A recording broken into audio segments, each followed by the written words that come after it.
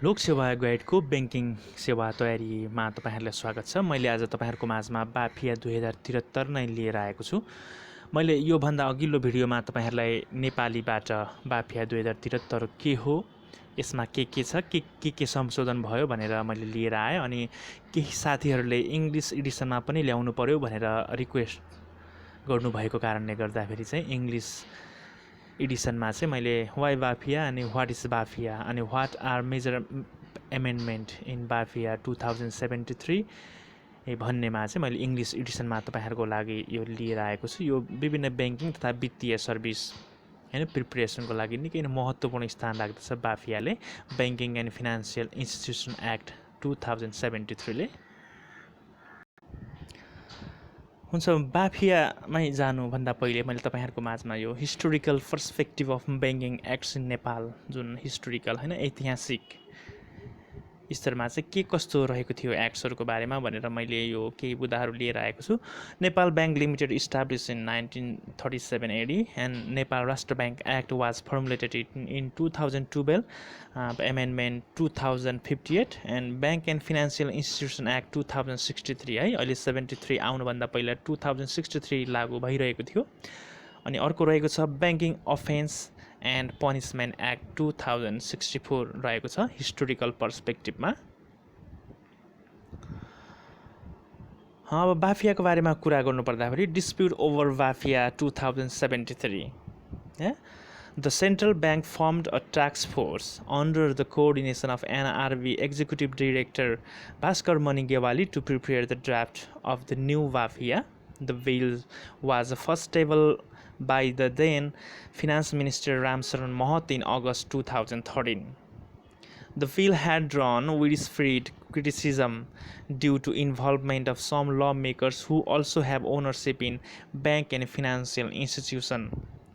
Finally, bill passed by Parliament in Post 26, 2073 and approved by President Baishakh 12। Source चाहिँ arthicnews.com बाट मैले लिएको छु। वैशाख 12 को यो चाहिँ बाफिया कसरी हो भन्दाखेरि चाहिँ योमा तपाईहरुलाई मैले केही बुदाहरू लिएको छु हैन। मेरो अंग्रेजी त्यति राम्रो त छैन, तैपनि मैले तपाईहरुलाई यो इंग्लिशमा ल्याउनु भनेको कारणले, इंग्लिश एडिसनमा ल्याउनु भनेको कारणले मैले सर र तपाईहरुलाई यो मैले पढेर तपाईहरुलाई मैले प्रस्तुत मात्रै गर्दछु। व्हाई बाफिया? बाफिया किन त? नेपाल राष्ट्र bank have formulated many directives, monetary policies, Company Act, Nepal Raष्ट्र Bank Act for bank and financial institution. Before these acts, it was necessary of such act which would define bank and financial institution clearly. So BAFIA was formulated by Parliament.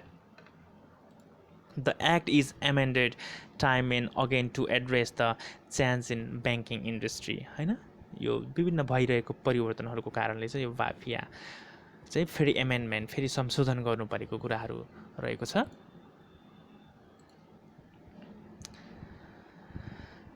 The amendment of BAFIA was done in 2063, but that was not enough. The new amendment covers areas like the issues of corporate governance, concept of infrastructure development bank है। BAFIA 2073 को main concept चाहिँ infrastructure development bank है, यो तपाईहरुले याद गर्नुस्। and the protect and promote the right and interest of depositors, provide quality and reliable banking and financial intermediately though healthy competition हैन। Healthy competition, स्वच्छ प्रतिस्पर्धाको निम्ति पनि यो बाफियाको चाहिँ एमेन्डमेन्ट गर्नु परेको कारणहरू यहाँ रहेको छ। बाफिया 2073 को बारेमा अब रहेको छ।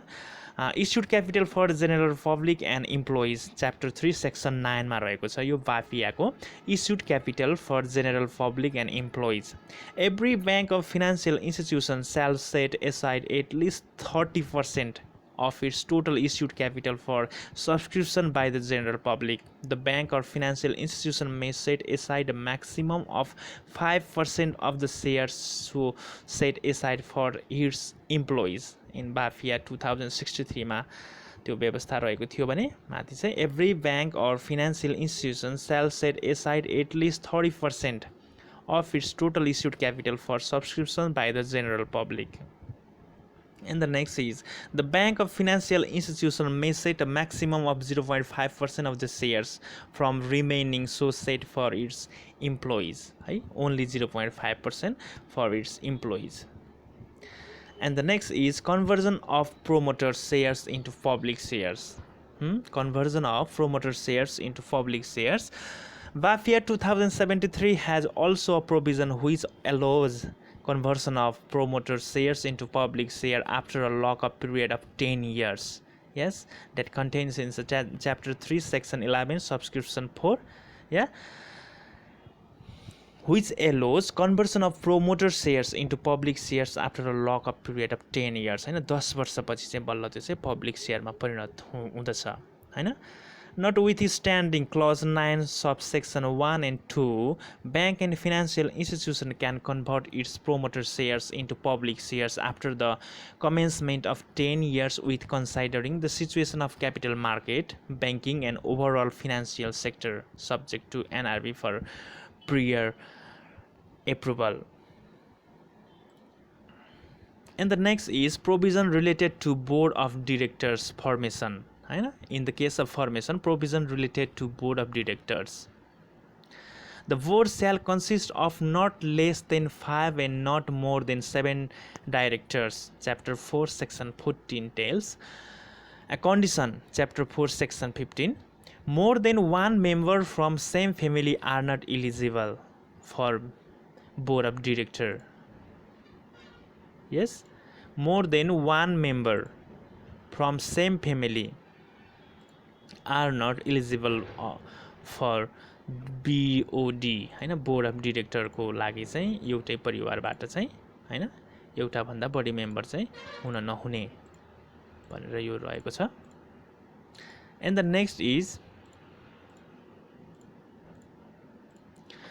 in case of independent directors person of his her family who subscribe more than 1% shares of concerned VFIs are not eligible for independent directors of BSI. है BFI भनेको चाहिँ बैंक एन्ड फाइनान्शियल इन्स्टिट्युसन भनेर पनि बुझिन्छ. Same person does not eligible for different BFI board of directors. यो पनि एकदमै महत्त्वपूर्ण कन्डिसन रहेको छ. And the next is provision related to board of directors qualification. In the case of qualification that contains in chapter 4 section 16.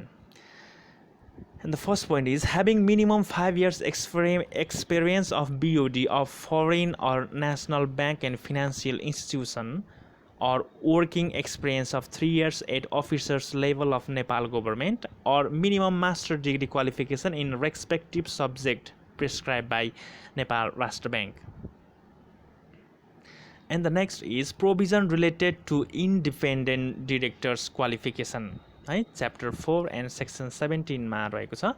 For ANV national level class BFI हैन bank and financial institute graduated in respective subject as prescribed by NRB.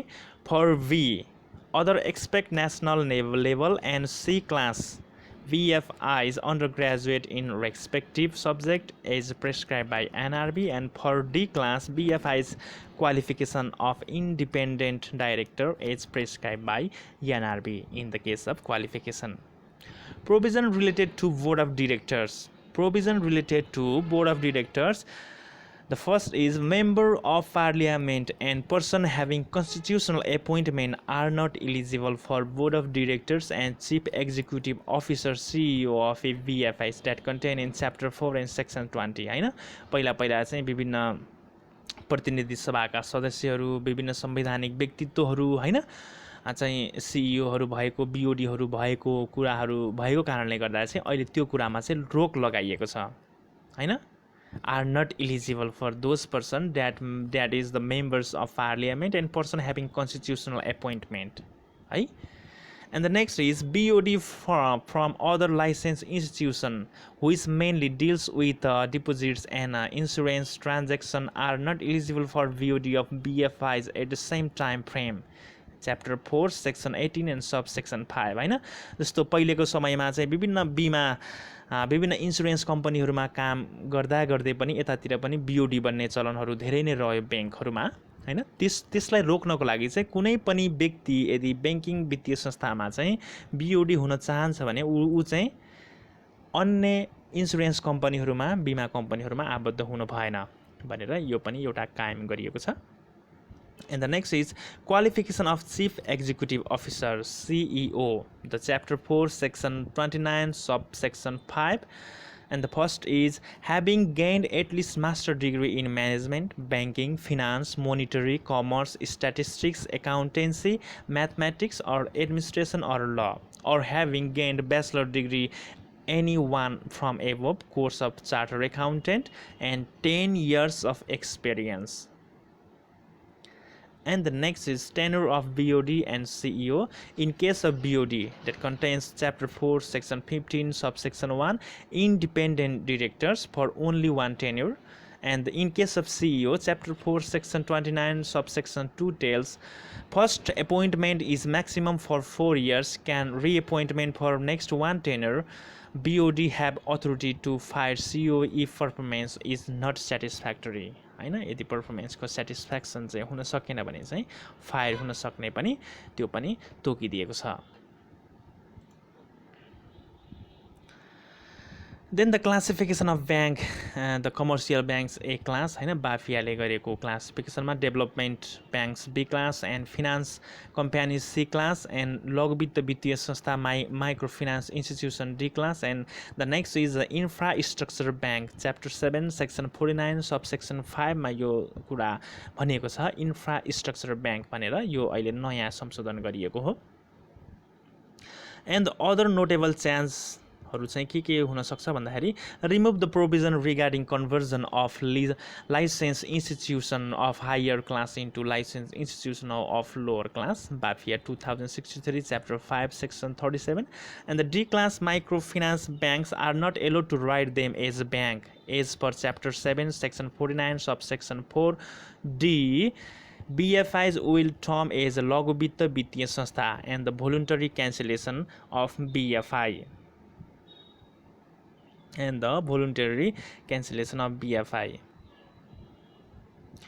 हुन्छ मैले यसमा तपाईहरुलाई English एडिसनमा भनेर यो केही notable कुराहरु मात्रै तपाईहरुलाई लिएर आए हैन के कस्तो व्यवस्थाहरु गरिएको छ के कस्तो संशोधनहरु गरिएको छ यो तपाईहरुले रिभ्यु गर्नुहोस् पज गरेर तपाईहरुले टिप्पणी गर्नुहोस् हैन जस्तो इंग्लिशमा तयारी गरिरहनु भएका जस्तो नेपाल बैंक लिमिटेडका देखि लिएर नेपाल राष्ट्र बैंक हैन सम्पूर्ण इंग्लिशमा तयारी गरिरहनु भएका साथीहरुलाई यो निकै नै महत्त्वपूर्ण स्थान राख्दछ हुन्छ आउने दिनमा म अन्य भिडियोको साथमा आउने छु तपाईहरुले लोकसेवा गाइड च्यानललाई सब्स्क्राइब गर्नु होला साथीहरुमा शेयर गर्नु होला भ्यू गर्नु होला कुनै त्रुटि भएमा तपाईहरुले कमेन्ट गर्नु होला हुन्छ धन्यवाद